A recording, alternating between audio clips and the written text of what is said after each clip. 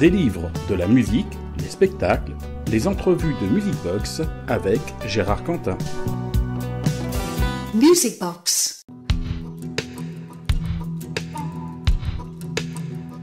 Cédric de Bagossa, vous publiez Alter Ego, un roman aux éditions Une seule vie.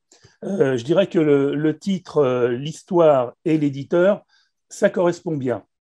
Oui, ça va vraiment bien. C'est vraiment l'idée générale du livre. C'est vraiment ça. Ça va complètement avec avec le nom de l'édition, qui est de dire qu'en fait, lorsqu'on est vivant, on a vraiment parfois pas toujours conscience de ce qu'on vit, que donc c'est parfois intéressant de revenir sur sa propre existence ou sur les grands moments de son existence pour savoir si on a fait les bons choix et si dans la vie on est à la bonne place et avec les bonnes personnes. Le livre commence par les obsèques de Roméo, sauf que c'est Roméo qui regarde ses propres obsèques. Donc la question initiale qui va être tout au long du livre jusqu'à la résolution finale, ça va être de dire mais qui est donc cet homme qu'on enterre à sa place?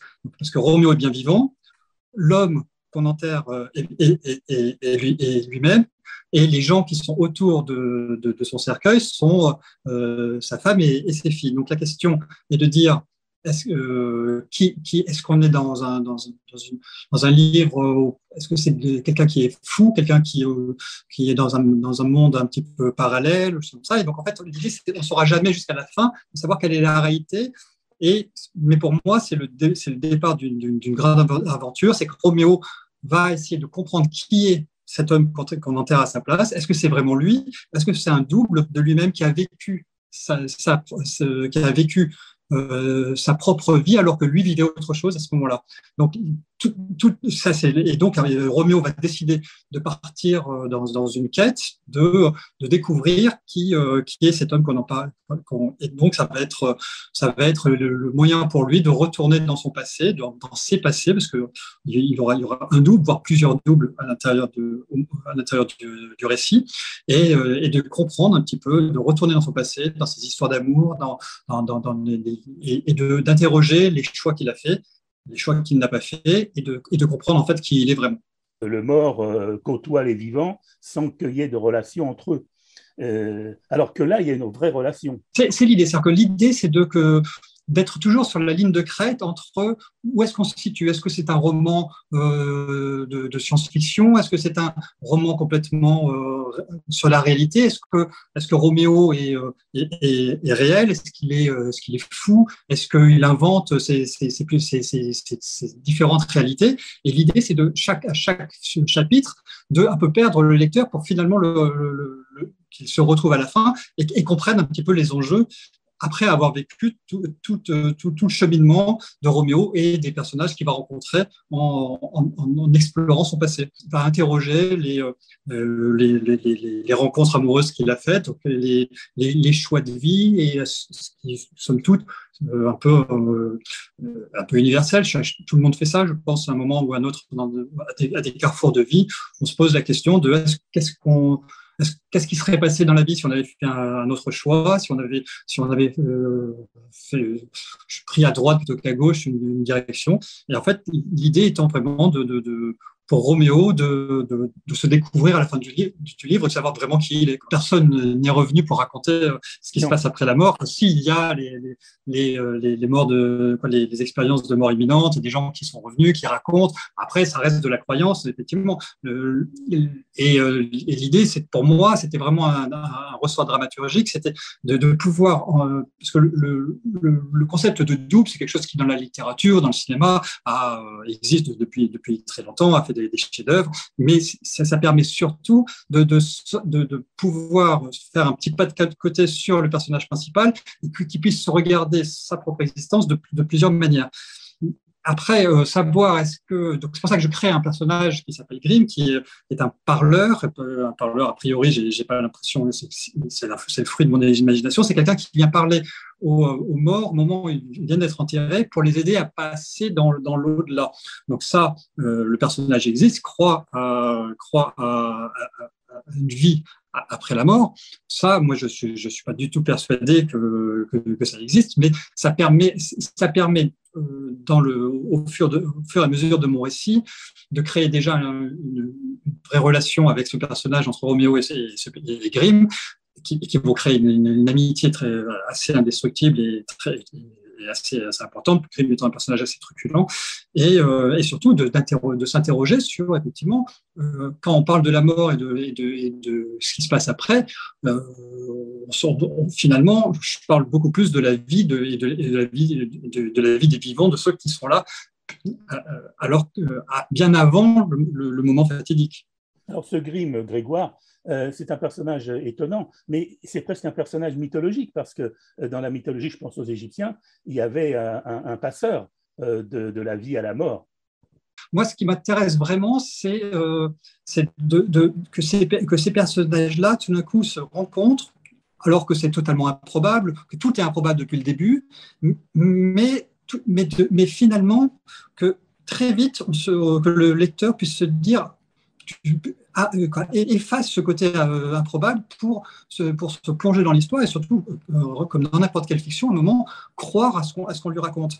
Et donc, moi, mon ambition, c'est justement de le perdre un petit peu dans le dédale au fur et à mesure du récit, pour que régulièrement, on puisse se poser la question, mais en fait, est-ce qu'il existe vraiment? Est-ce que c'est le fruit de son imagination? Est-ce que il est complètement frappadingue? Voilà, c'est ça, et l'idée étant d'amener le lecteur à avoir envie de connaître, parce que c'est pas un roman policier, mais il y a quand même un mystère, et ce mystère-là est dévoilé à la fin. Et effectivement, dans le cadre de ce récit, il y a ce personnage de Grimm qui effectivement sert de passeur, sert de facilitateur, et en même temps de pendant, parce qu'à un moment, même Roméo se pose la question de savoir si Grimm n'est pas un autre lui-même, si Grimm lui-même n'est pas un autre Roméo. Donc l'idée, c'est de perdre tout ça, mais finalement, surtout d'être dans ce voyage à l'intérieur des vies de Roméo. Et là, on n'est plus du tout dans le domaine un peu surnaturel, comme ça, parce que je ne pense pas que ce soit un livre qui soit de cette nature-là, mais surtout de pouvoir, ça permet de revenir dans des flashbacks sur la vie de Roméo, et notamment de ses histoires d'amour, ses rencontres tout au long de sa vie. Vous écrivez, il est mort un peu dans l'anonymat. Bon, il s'aperçoit que sa mort n'intéresse pas grand monde, que lui n'intéressait pas grand monde finalement. Mais il y a un moment quand même, il se pose la question si dans justement ses choix, eh bien, il laissera une trace sur Terre. Pour répondre à votre question, je pense que c'est vraiment dans la nature humaine de vouloir à un moment laisser une trace. Et je pense que pour la plupart des gens, comme vous, comme moi, on a peu de chances de rester dans l'histoire pour des inventions ou pour des traits de génie. En tout cas, peut-être vous, je ne sais pas, mais moi, je ne pense pas que ça sera mon destin. Mais par contre, rester dans le cœur des gens, rester dans le souvenir et avoir eu un impact, et se dire que son existence a servi quelque chose, je pense que oui, c'est vraiment la nature humaine. IW ou W, parce qu'on Oui. passe des cimetières de Clamart, de la banlieue sud, de Clamart-Ivry, pour aller à New York un moment. Et j'ai appris que New York était une ville où il n'y avait pas de cimetière.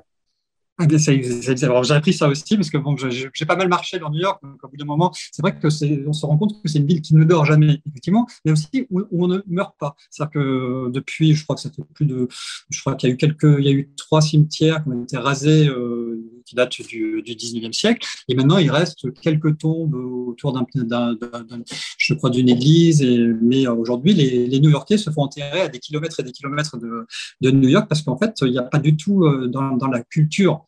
Déjà, il y a le prix du mètre carré à New York, mais surtout dans la culture américaine, il y a une détestation de tout ce qui est l'échec, et notamment la mort étant considérée comme le plus grand échec pour les Américains. Et donc, on est enterré très, très, très loin. Et donc, dans une ville où on ne dort jamais, on ne meurt pas, on ne meurt jamais non plus. Mourir est un manque de savoir-vivre, disait Pierre Dac, mais je crois que ce roman est un roman très positif parce que justement, il réconcilie quelque part avec la mort. Et puis surtout, à la fin du livre, bien, j'aurais bien aimé être Roméo. Alors là, quand on crée un personnage, un héros d'un livre ou d'une fiction, on a surtout envie que les gens vont s'identifier à lui. Alors après, avec les défauts, parce que Roméo, c'est pas un jeune premier, c'est pas un héros. Mais par contre, ce qui est sûr, c'est que moi, j'ai voulu lui mettre chez lui comme chez les autres, beaucoup d'humanité pour que justement on puisse appréhender et pas avoir de jugement et juste en cheminant avec lui à l'intérieur de ces vies différentes, à un moment apprendre à le connaître et apprendre à l'aimer. Alter Ego, donc roman publié aux éditions Une seule vie. C'est signé Cédric de Bragança et c'est donc, écoutez, à lire. Ça se lit très facilement, c'est vraiment passionnant parce que il disait c'est pas un policier tout à l'heure, mais il y a quand même du suspense et une sorte de thriller presque que vous nous racontez à travers l'histoire de ce personnage, de ces personnages, effectivement. Voilà, merci beaucoup. C'est moi qui vous remercie.